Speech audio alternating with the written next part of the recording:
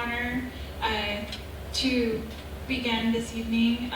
First of all, expressing our sincere gratitude to Brendan and Grant and the fellow members of the Consortium of Indo-Pacific Researchers and all of our partners who've helped bring this exhibit to fruition, as well as Frank Blazich for his additional support. Their partnership has been invaluable to the New Mexico Military Museum. Their commitment to rigorous scholarship and meaningful collaboration has played a crucial role in bringing this exhibition to life.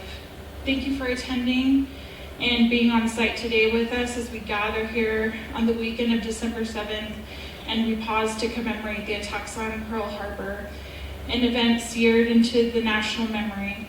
Yet we also remember another front on that same day, one less discussed but deeply relevant to the story we share today: the Japanese attacks on the Philippines.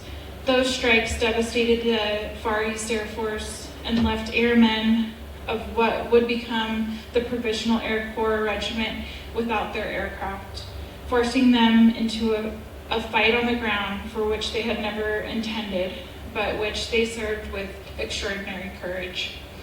Lost Sky, the Grounded Airmen of the Provisional Air Corps Regiment, examines the courage, sacrifice, and resilience of these airmen. Men who were forced to change course, realign their duty, and carry on in the face of unspeakable atrocity.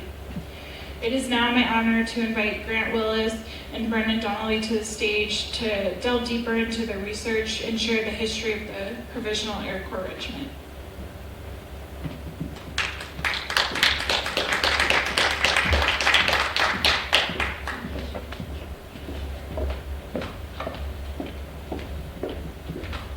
All right, great. Well, thank you so much, everybody, for coming out tonight. I know there's a lot of things you could do on a Sunday, but being here with us tonight is a really great honor. I know Brendan, myself, and the rest of the Consortium of Indo-Pacific Researchers really appreciate the invitation to come out here to help commemorate this extraordinary exhibit. I mean, I'm absolutely taken away by the exhibit in there, and when you get a chance, please go back there and take a look at it. But without further ado, what we're going to talk about tonight is one of those forgotten units in U.S. military history, especially for the Air Force, right? You don't normally think about Air Force personnel fighting on the ground in any sort of regular, intense combat capacity compared to, certain situations you would get in the global war on terror with counterinsurgency and stuff like that, where everybody's kind of a target. In this, you really have the first ever organized version of a Air Force unit forced to fight in company, platoon, battalion, regimental size strength. So without further ado, let's get into why the Provisional Air Corps Regiment existed and what they did. First off, a disclaimer real quick for myself and Brendan: the views and opinions expressed or implied in CIPR are those of the authors and should not be construed as carrying the official sanction of the Department of Defense, Department of the Air Force, Air Education Training Command, Air University, or other agencies and departments of the U.S. government or their international equivalents. That's my favorite part. Cool, quick overview. This is what we're going to be talking about today.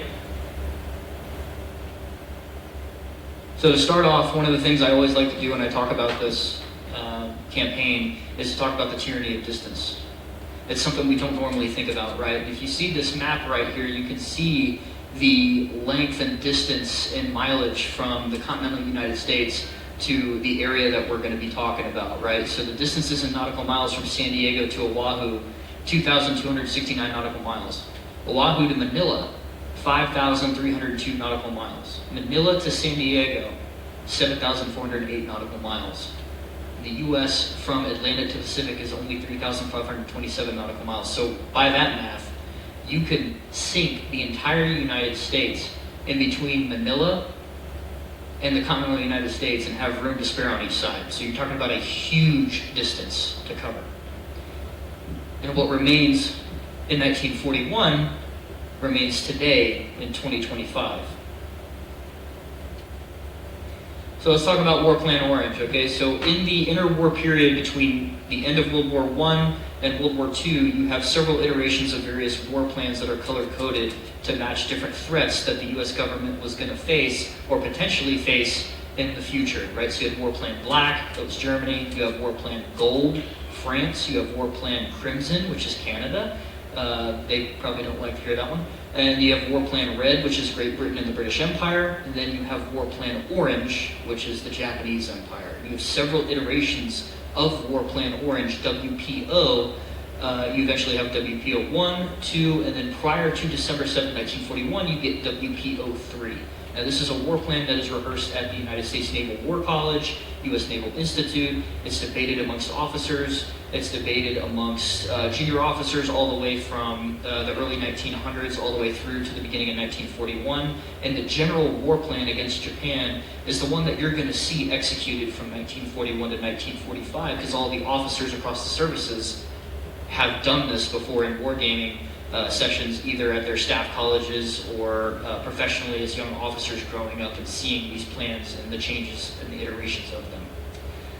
So for this, War Plan Orange basically is going to have the U.S. Pacific Fleet sally forth into the Central Pacific, and they're going to fight a decisive battle against the Imperial Japanese Fleet somewhere in the Central Pacific, and then relieve the Philippines at the very tail end of that. And the Philippines are going to hold out against any Japanese attack, waiting for that relief to come. So one of the key things here is that the defensive strategy for the Philippines, which is a U.S. possession at the time, it's the U.S. Commonwealth in 1934, with a promise of being independent by 1946, the latest iterations of WPO stipulate that the U.S. Armed Forces Far East, USAFE, are going to fall back to the Bataan Peninsula.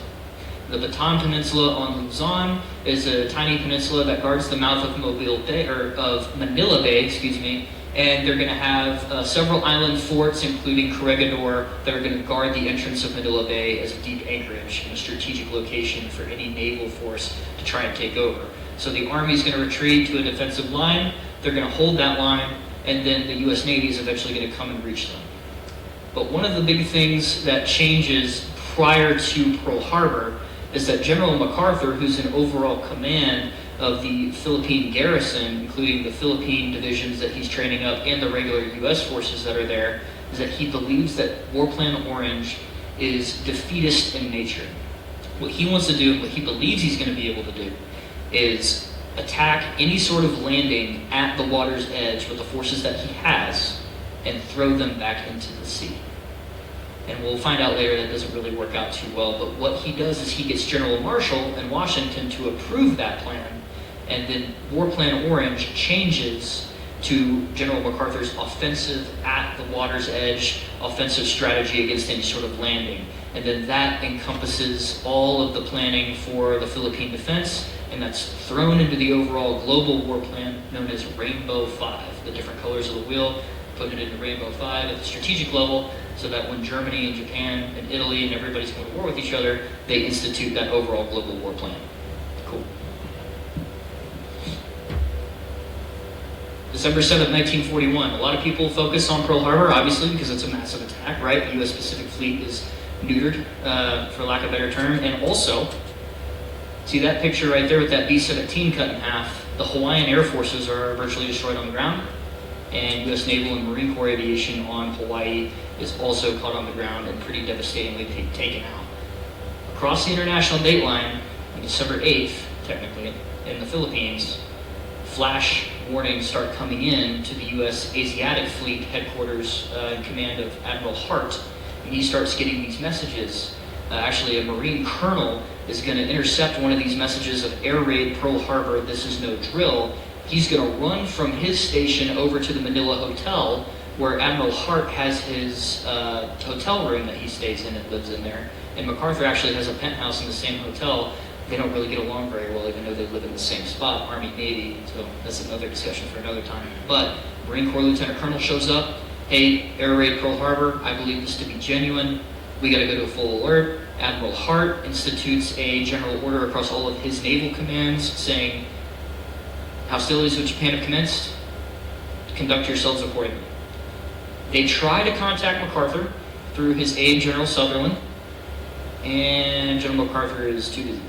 So, there you go. And eventually the alert goes out a few hours later. Everybody's put on alert, including the Far East Air Force. which is the largest concentration of American air power outside the continental United States at the time. They're spread out over a couple air bases in Luzon, several air bases throughout the rest of the islands, and General Brereton, in charge of the Far East Air Force, wants to bomb Formosa because that's where the Japanese land-based air power are going to likely attack the Philippines. And he's waiting for the order, and he eventually, late in the early hours of December 8th, gets that order to execute, get all of his aircraft off the ground, and they're actually told, do not let yourself get caught on the ground by the Japanese and destroyed. Everybody gets up in the early morning for their patrols, and nothing happens.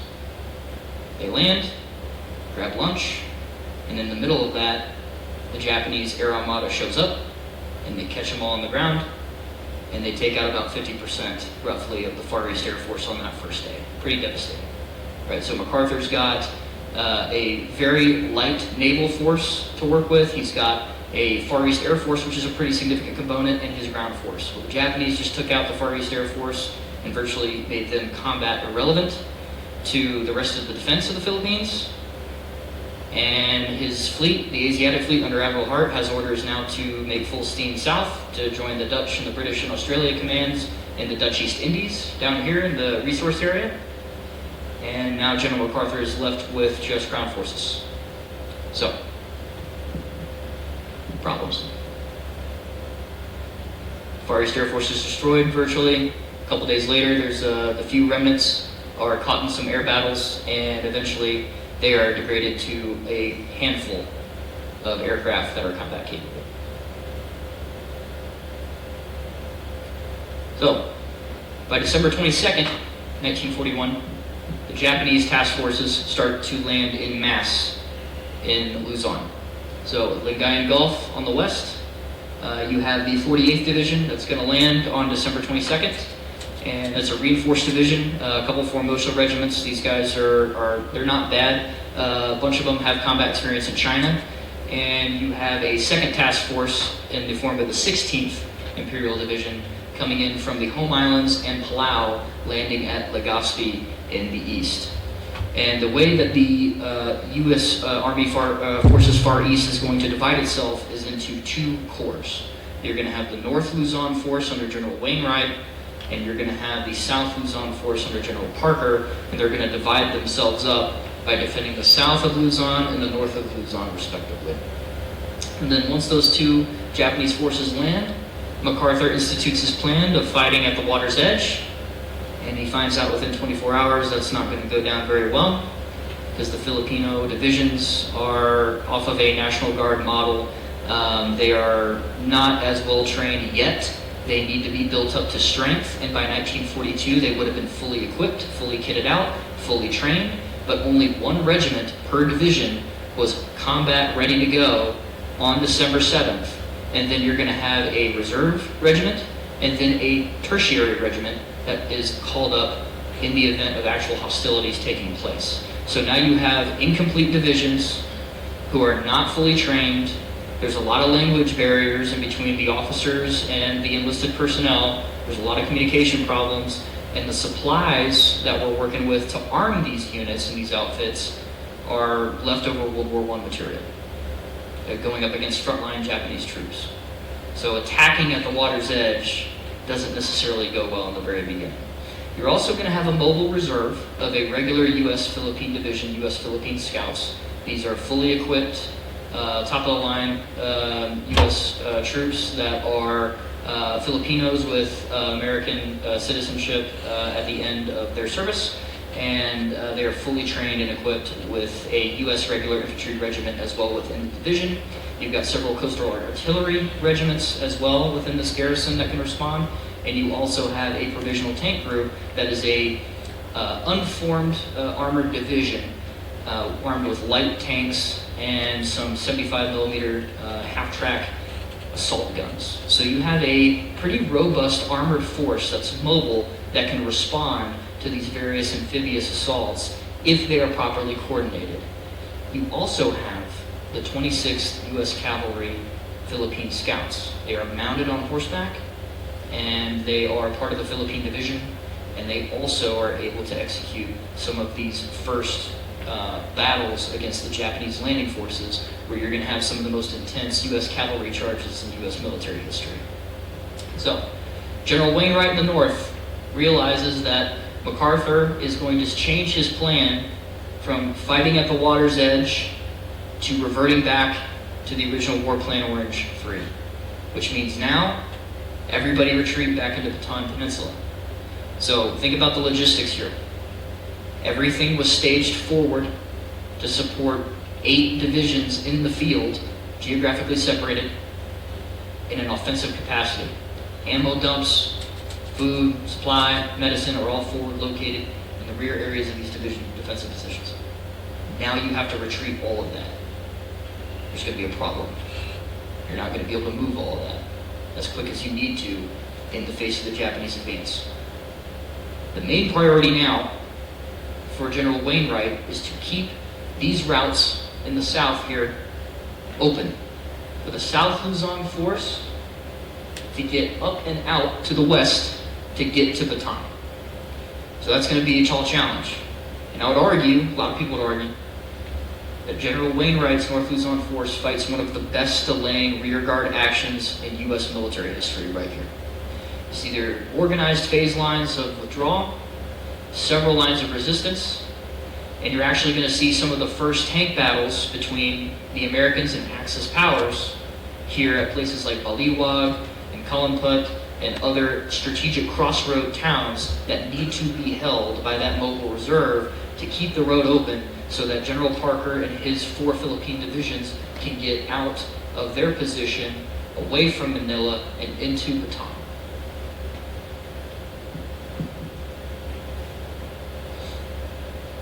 So the withdrawal to Bataan is overall successful. They get all divisions into Bataan, mostly intact. There are several cavalry charges by mounted troops. You can see one right here. Osprey Publishing actually does a pretty good rendition of this. But you can see the combat is pretty intense. They take a lot of casualties, the US 26 Cavalry. And meanwhile, the rest of the units that are falling back into Bataan are starting to set up their defensive positions. General MacArthur, as a young officer, officer in engineers, had surveyed Bataan, and he knew the ins and outs of how to defend Bataan, and he knew all the positions. It was almost like a second home to him. He had already lived in Manila for many years. So he knew the ground that he was fighting on. Same with General Wainwright, same with General Parker. They had served in the Philippines before. They knew how this works. They had war gamed this. All the units get back into Bataan and start setting up a series of defensive lines. But then the main problem now is you've left all of your supply behind you. You've left the majority of your food, your ammo, everything in forward dumps, and you couldn't withdraw it fast enough. You withdrew the units, but you don't have the supply and the food to feed them. So right when they get back into Bataan, they go immediately on half rations, and the airmen that are part of the Far East Air Force that were cut off from their aircraft on the ground, all of the airbase personnel, so communications folks, air crew, supply, maintenance personnel, everybody that you would imagine that would make an airbase run is now out of a job. And they're sitting in the rear in Bataan without anything to do. So the desperation and the desperate time call for desperate measures, and they're going to put these people into an advanced infantry course in Bataan, in the field, under fire from Japanese aircraft and artillery, and train them up to take the front line. Sir, do you have a question? There were 4 divisions in the South Luzon Force Corps under General Parker. They all had to retreat to Bataan. That's where the North Luzon Force, yes, they did get up there. That will end up becoming the 2nd Corps on the right of the battle position. 1st Corps under General Wainwright, that North Luzon Force, takes the left of the position. Our Provisional Air Corps Regiment will fill out a section of the line under the 2nd Corps with those 4 Philippine divisions that were able to make it up from the Legazpi beachhead through Manila and then into Bataan on the right. Good question. So the PACR, Provisional Air Corps Regiment, is formed out of these airmen who no longer have a job, and they make them infantry. They actually have instructors from the U.S. 31st Infantry Regiment regular, and they instruct them similar to like a Green Beret A-team would go in and basically instruct people in the field, hey, this is how you use your 1903, this is how you use your BAR, and they actually jerry-rigged a bunch of the machine guns from the wings of P-40s and P-35s, B-17s that were no longer able to fly anymore, and they brought them over and jerry-rigged them into defensive fighting positions, and jerry-rigged some of them into the back of pickup trucks and turned them into technicals that we would recognize in the global war on terror today. And they basically used what they had to the best of their possible ability, right? One of the shout-outs to the 27th Bomb Group made up one of the battalions of the Provisional Air Corps Regiment. They actually have an A-24 Banshee dive bomber in the National Museum of the U.S. Air Force in Dayton, Ohio. This is what the Far East Air Force was supposed to receive prior to December 7th, and the A-24s ended up not being able to get there, and they ended up going to the Dutch East Indies instead and fought in that campaign against the Japanese there. But all of the pilots, the air crew, the maintenance personnel, the comms people, admin, they all showed up prior to their planes arriving, so they were kind of out of luck and immediately out of a weapon system, so they became the 2nd Battalion of the Provisional Air Corps Regiment. So very, very stark difference in what they were trained to do. Cool, so they were assigned to Sector B of the 2nd Corps on the right under General Parker. So one of the main things that I like to bring up when I'm talking about Bataan at this time, a lot of garrisons across the Pacific are succumbing to the Japanese advance. So the supernova of Japanese expansion, Hong Kong, Malaya, Singapore, beginnings of Burma, Dutch East Indies, Guam, Wake Island, they're all falling. In the Philippines, there's a rapid Japanese advance until they hit that first defensive line. They hit that first defensive line, they started to take heavy casualties.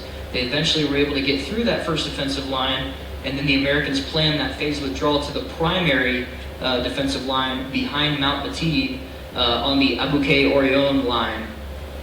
And the Japanese started to hit a brick wall. When they came up to that, they started to take unacceptable casualties, and Tokyo was very upset at General Homa's progress, and they had to stop all offensive operations due to heavy casualties, and they had to call in for reinforcements in the form of the 4th Division. So the 16th had to go. They had to redeploy on another timetable to go and execute a further advance south, and the 48th was so decimated that they actually had to beef it up with the 4th Division, and the 65th Mixed Brigade was also there. So now they have to stop, hold position, build back up strength to attack the Americans again, and they have to bring in siege artillery just to break the American defensive line. So this is going to take time. As this time goes by, the Americans that are defending the line in Bataan are running lower on food, water, medical supplies, ammo. Any sort of harassment from the air is going to be devastating to the safety forces that are holding these 2 core areas and the rear. With all of that, the Japanese are going to break through on several occasions into several pockets that will be cut off and surrounded, and will force the Bataan rear reserve to execute offensive operations behind the lines against several Japanese battalions that are cut off and surrounded in the jungle and fight to the death. This is the first time that the Americans really get a chance to record what the Japanese troops are going to do when they actually get cut off and cornered and surrounded. So this is some of the first times that the Americans and the Filipinos are going to see what it's like to fight the Japanese. And the Japanese are seeing what it's like to fight the Americans as well. Right? The Americans don't give up as easy. It takes a while for this garrison to go. But the main point of all that is everything else is falling. Bataan is holding its ground. Right? Now these units are operating under the assumption that somebody is going to come and relieve them later. Okay? The Japanese know, and Washington knows, nobody can be sent. The American Pacific Fleet is in shambles and trying to reorganize. The American carriers are trying to do what they can, and the Americans have very little forces to spare other than trying to defend Australia. So, the folks on Bataan are holding on to a lot of false promises at this time. You can see a lot of crude jokes about General MacArthur from the lines. The whole Battling Bastards of Bataan poem comes about during this time, and the Japanese play on this sense of hopelessness in the American lines, and by dropping leaflets, Tokyo Rose, Radio Tokyo, will send out messages talking about how nobody's coming, right? And one of the more creepy things that they do, you see Bing Crosby up there on the right. There's a song in 1940 that Bing sang called "Waiting for the Ship That Never Came In," and the Japanese on the line at night would play that song really loud for the Americans to hear, and the irony behind that song is you're waiting on ships that are never going to show up. So, a psychological aspect of that. Cool.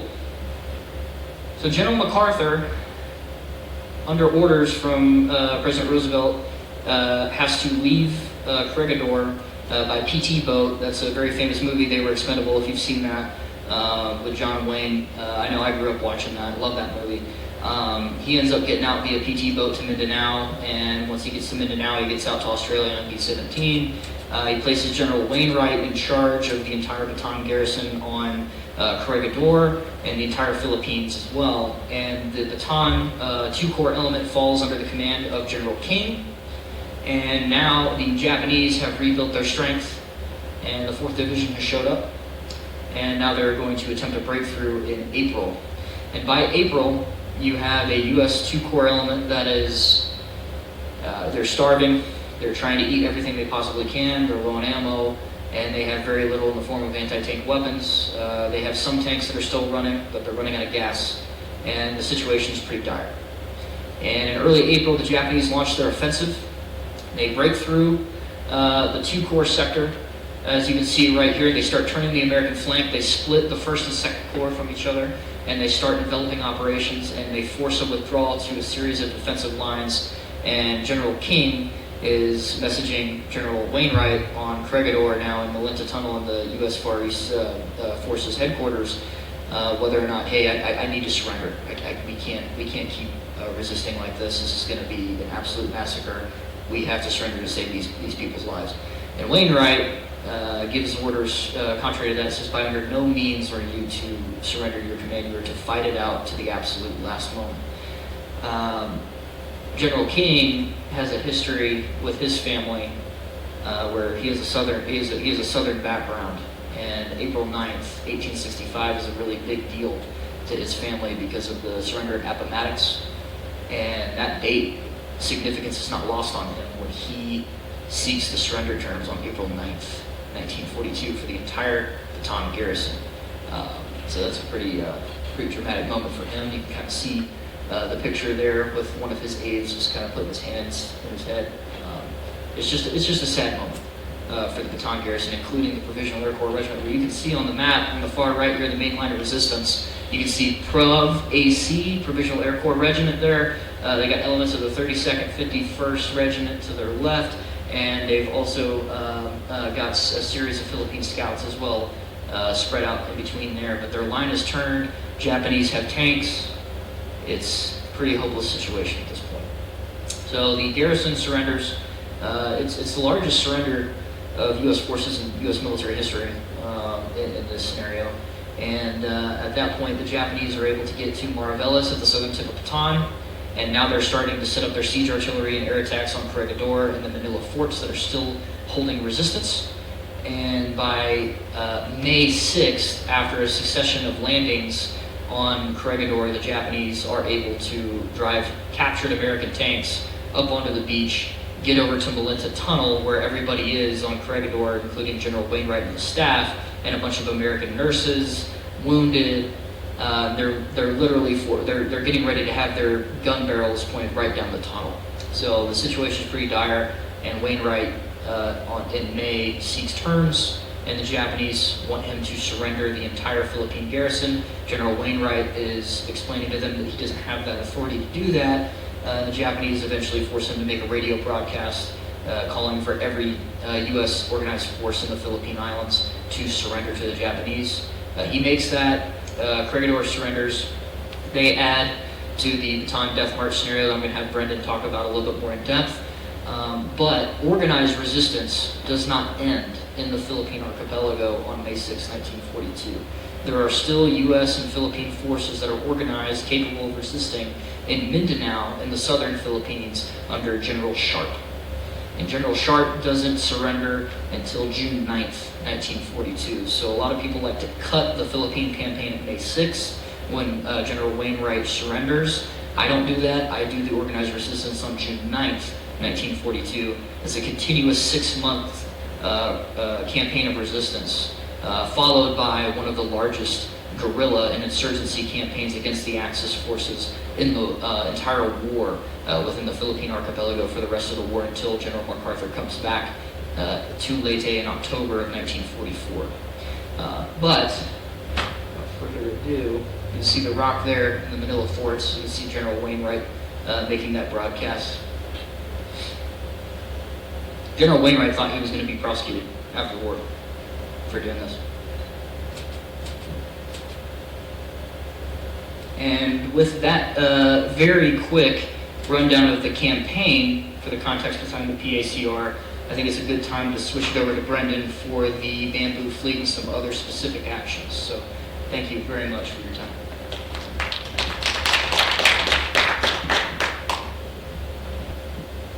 Thank you, Grant. So good evening. Yes, I'm Brendan Donnelly, so also with the Consortium of Indo-Pacific Researchers. And realistically, a personal thank you to everybody that showed up. It's absolutely an honor to share the story about the PACR, what I'm about to be talking about with the Bamboo Fleet, and more specifically with Ed Dias. You can catch his book at the Ed Dias story. The picture that is on your right is Lieutenant Colonel William Ed Dias. Throughout my presentation, you're going to hear me call him Captain.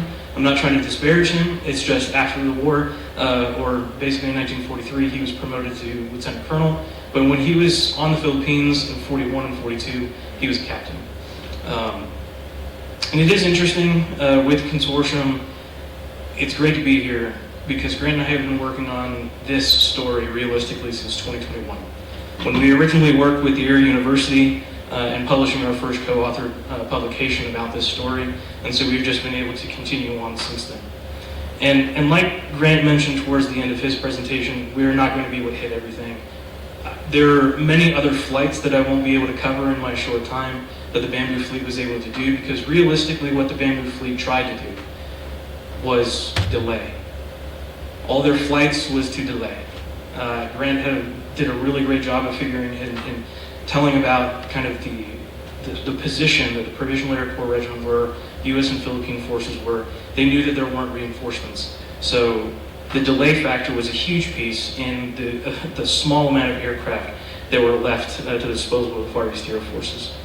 So yeah, Grant talked about the Far East Air Forces, how they were destroyed, War Plan Orange, and what I wanted to really hit on are two specific amplifying stories. That of the Bamboo Fleet, and specifically one of the pilots that was in the Bamboo Fleet, so Captain Ed Dias.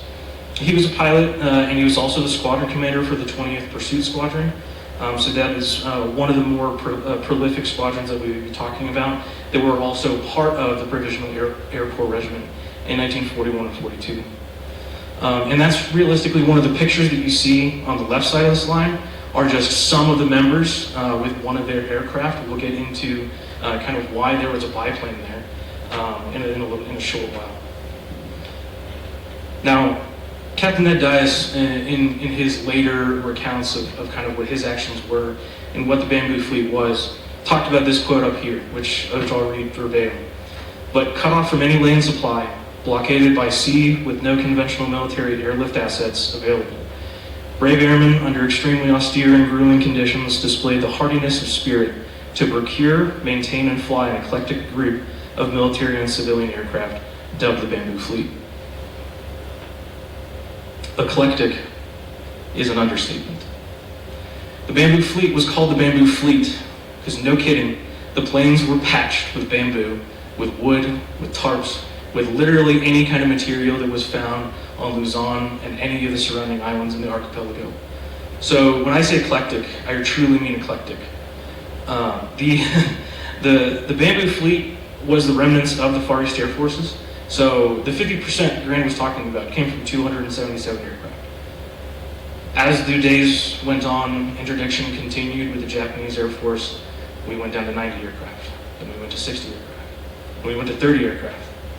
Then eventually the Bamboo Fleet only totaled 20 aircraft total against all of the Imperial Japanese aircraft that were coming in. So it was 20 aircraft, only 10 of them were actually military aircraft, 10 of them were civilian aircraft. But we'll get into that in a moment. Because the people that actually flew these planes were about 14 brave pilots, and their missions were focused on close air support for the ground units, providing medical support, medical evacuation, providing bombing runs, reconnaissance, because anytime that the Japanese were landing on Luzon, there was a reconnaissance mission that needed to be done. What were the forces looking like? What did that look like? Pass that back to the leadership, to the commanders, to the soldiers, so they know that what was realistically coming down the pipe for them. So on the left, you'll see all the units that made up the Provisional Air Corps Regiment. I'm going to talk about just the ones highlighted in blue: the 31st, the 21st, 17th, 3rd, and the 20th Pursuit Squadrons. The pilots that you see on the right are where those squadrons are. So all those pilots came from one of those units. And I'll also mention this is a gap in some of the historical records.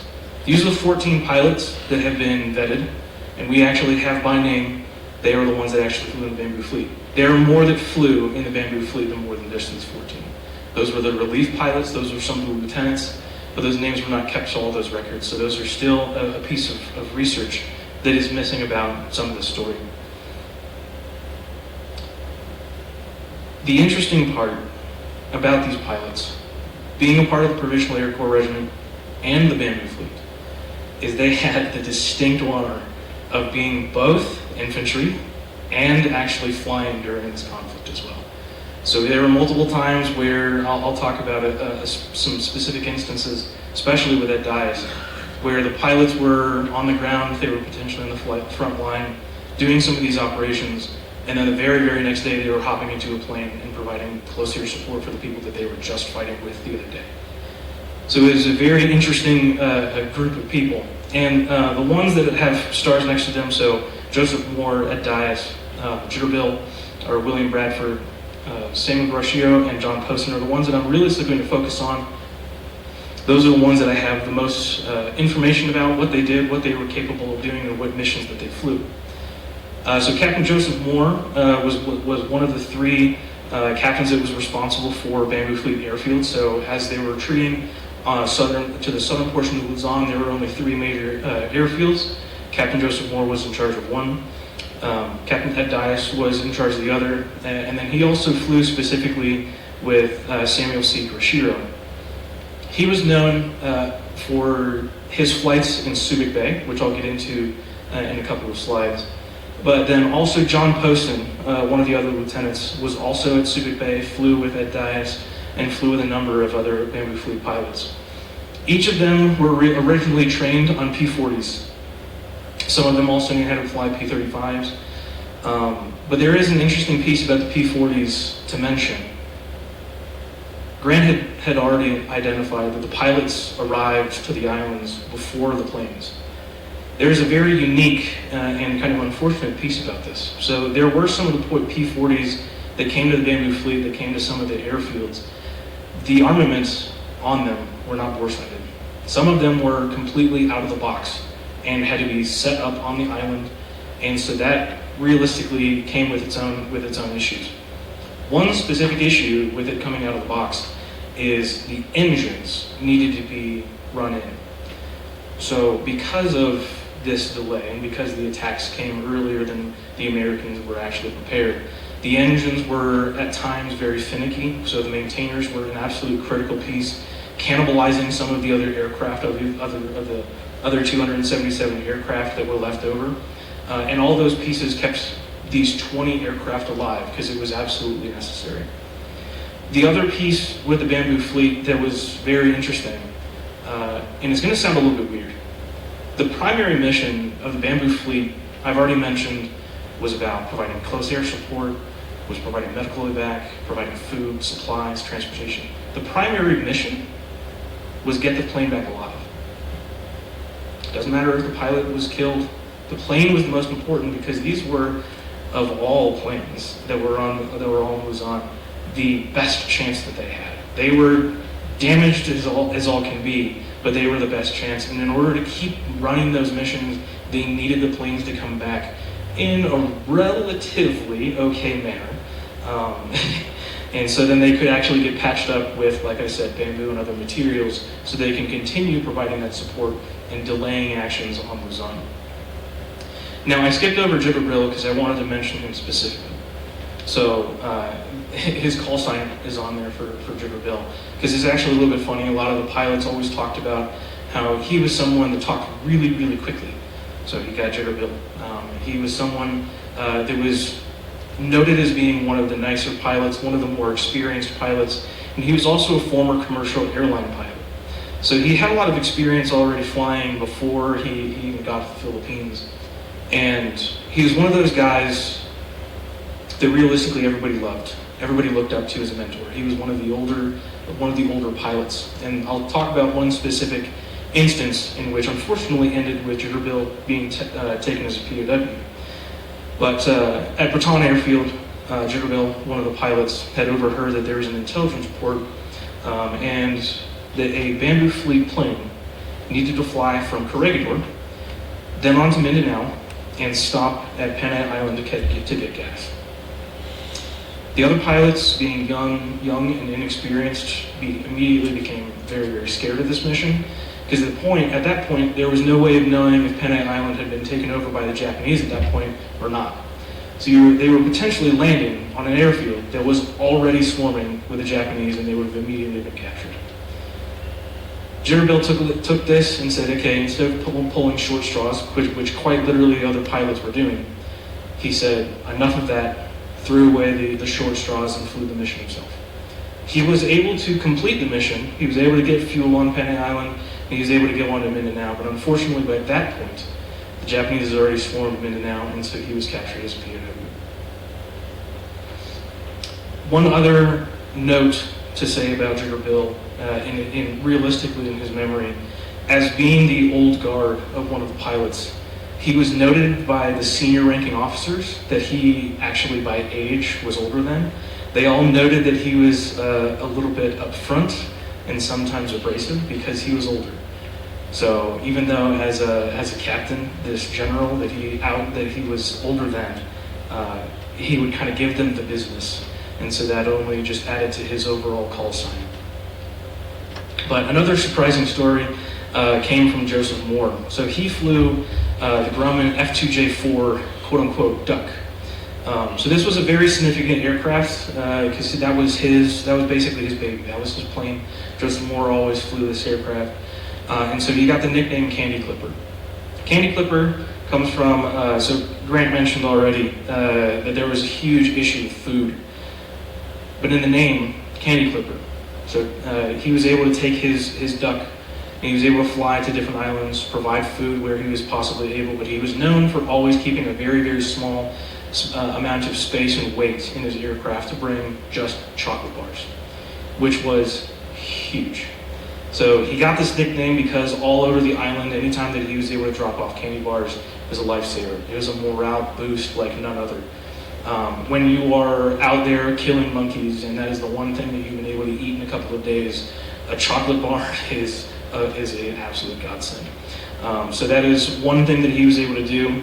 And to just emphasize kind of where the Bamboo Fleet came from, the duck was nicknamed that because when he first found this plane, it was semi-submerged off the coast. It was completely filled with water. They had to pull it up, clean it up, and make it completely working. So the duck was one of the more damaged planes that they were able to get up. So it was very much Frankenstein type mechanics, where it was like, okay, we have found this basically plane that's now a boat. We need to empty out the water, figure out how we can strap enough bamboo to this thing so it is actually able to fly. And that was one of the aircraft that actually flew more than you'd actually think. Speaking of the planes, so you can see the duck up there. It'll be the third image.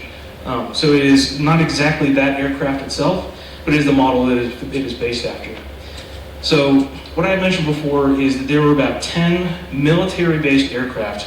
So you see that the P-40 Warhawk, P-35, the Duck itself, and the Belanca CH-400 skyrockets.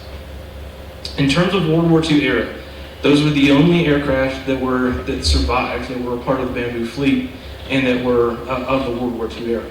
Every other aircraft towards the bottom that you see there, so the Waco, the biplane, Beechcraft Model 117, the Stinson Model 49, and the PT-130 Cadet, all of those biplanes, were civilian aircraft that they found on Luzon and were able to Frankenstein build and make sure that they were flyable. So the aircraft that were on the bottom, most of them realistically just flew for transportation.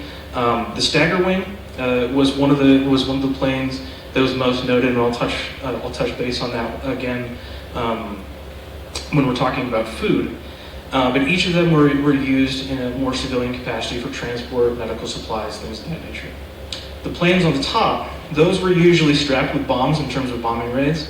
So not only did they have to cannibalize and create their own planes, they had to also do that with homemade munitions. So the Bamboo pilots, the maintenance personnel, and all the others that were a part of the Bamboo fleet, they created 30, 100, 300, and 500-pound bombs. The 30 and 100-pound bombs were more blast for augmentation, things for anti-personnel, while the 300 and the 500-pound bombs were more for taking out naval vessels. And we'll touch on that in Subic Bay. Now, over the months that these 20 aircraft flew, of course, some of them were damaged, some of them were completely lost. But the general tactics that they were flying with these is fly as low as you possibly can, sometimes as low as 50 feet off of the deck, basically off of the water, because you didn't want to have any kind of anti-aircraft damage, but then of course there was coastal artillery. But anytime that they were flying, fly as low as possible, perch up, go a couple thousand feet, and then dive down. And that was basically what they always did. That was one of the ways in which they were able to survive. And so that was their overall tactics as best as possible in some of these planes that would literally be shaking as they were conducting some of these tactics. So I call out a very small timeline here to talk about Subic Bay, which we'll get into, as well as something that Ed Dias did himself, because we're about to get into kind of more his immediate contributions to the Bamboo fleet. But I want to hit on this, that in March 1942 was when additional food was provided to the Bamboo fleet pilots. I pause, because that's March. Grant already mentioned a surrender that occurred in April. So for months, the Bamboo fleet pilots were just as starving as everybody else. So much so that about 60% of the pilots also recounted about when they were flying, it was very difficult to control the aircraft because of how weak their arms were, how little that they were actually able to concentrate on what they were doing. So hunger is why I realistically could call this out. There were some times that people were, at least specifically in January, the soldiers and the pilots were put on half rations, and very shortly after that, they were put on quarter rations. Honestly, about 1,000 or less calories a day, if you were lucky.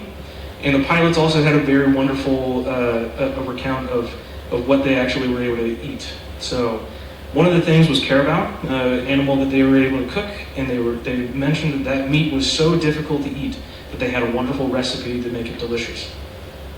Put a bottle of boiling water over the fire, put a chunk of meat in there with a rock.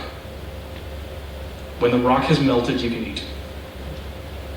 So those are the kinds of conditions they were going. I've already mentioned they also resorted to eating bugs and monkeys. And this is also a direct call out to one of the units that Grant had already mentioned, which was the 26th Cav. There's a certain point where horses and mules are around. Cavalry is just in a bad spot as everybody else. So you got to eat the horses and the mules. So there was a point of such desperation where they were eating some of the cavalry unit's animals.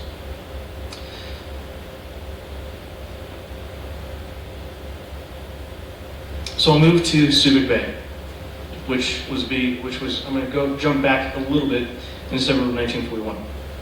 So Subic Bay was one of the critical delaying factors in Olongapo and specifically in Subic Bay.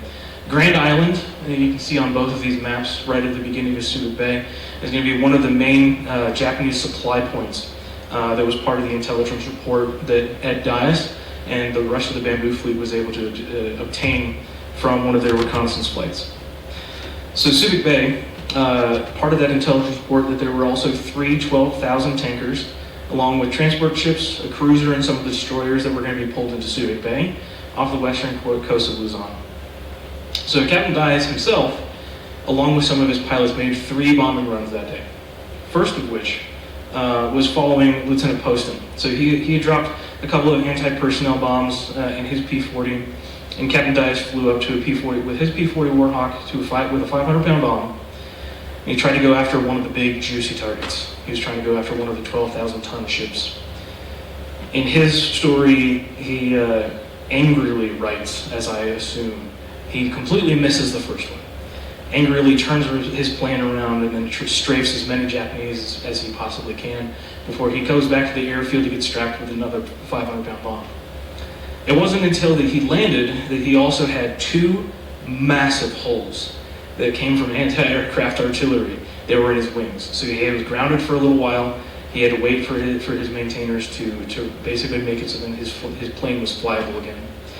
In the meantime, Lieutenant Grashiro and a couple of other pilots went out, specifically dropped anti-personnel and 100-pound bombs on Grand Island to take out the supplies in terms of a delaying action in Subic Bay. Captain Dyess' second flight,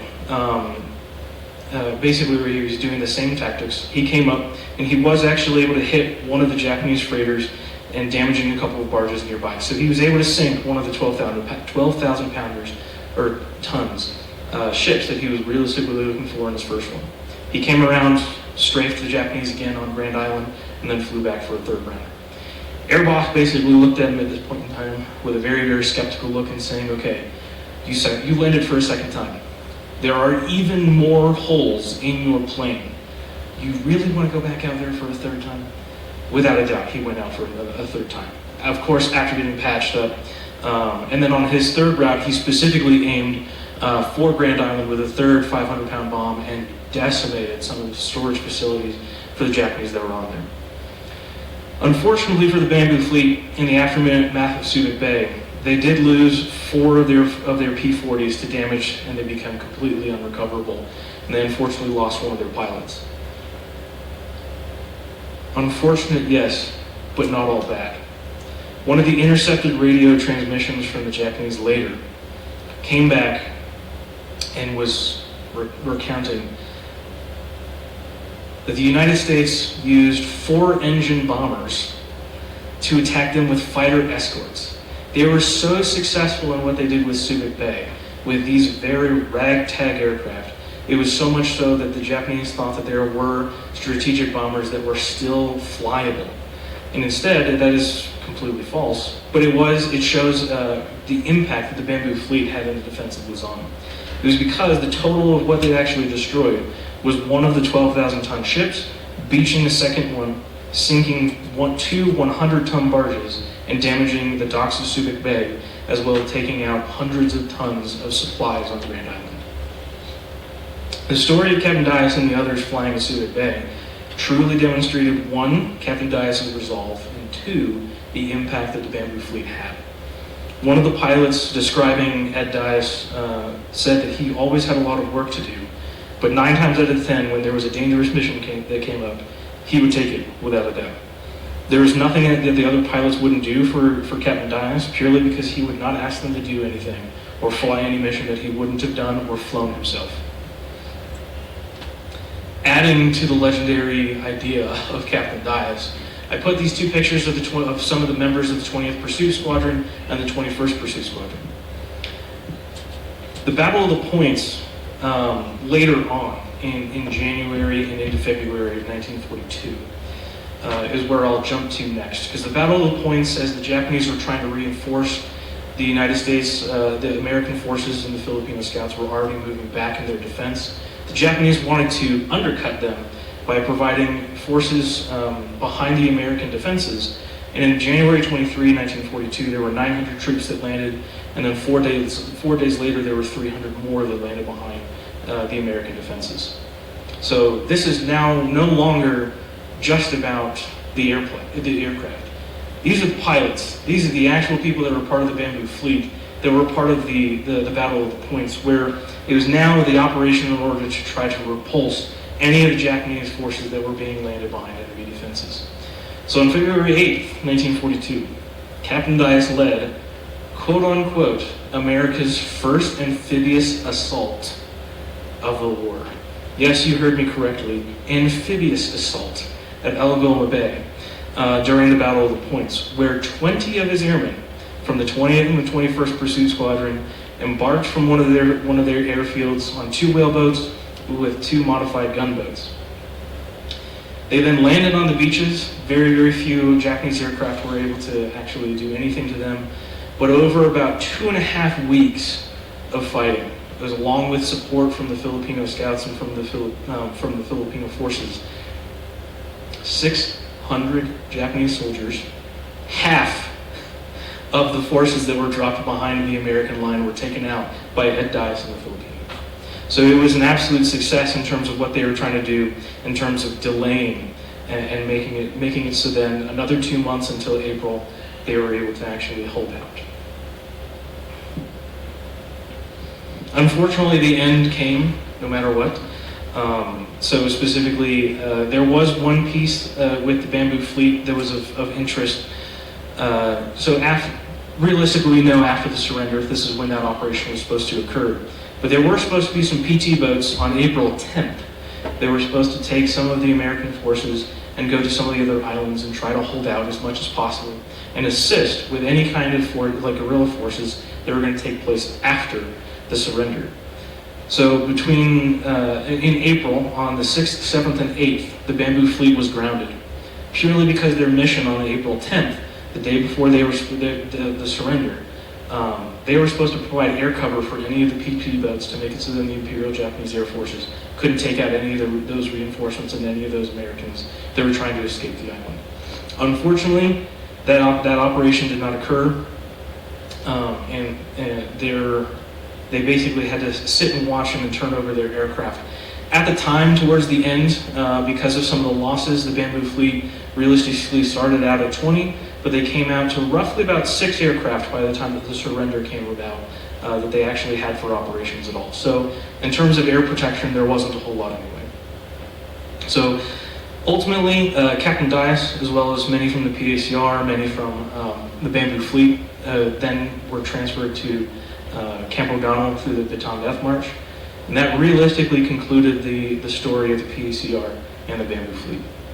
So that also concludes my portion in terms of the stories that I really wanted to dig into and what the Bamboo Fleet was able to accomplish, and kind of dig into a little bit more of the air picture from where Grant had been talking about. So for me, you truly thank you. It has been an honor speaking with you. I hope that you enjoyed learning about the Bamboo Fleet. And I'll be followed by Ms. Hewitt, who's going to be talking about Colonel Hardee, who's another aspect to the exhibit that you can see in the museum. But thank you all.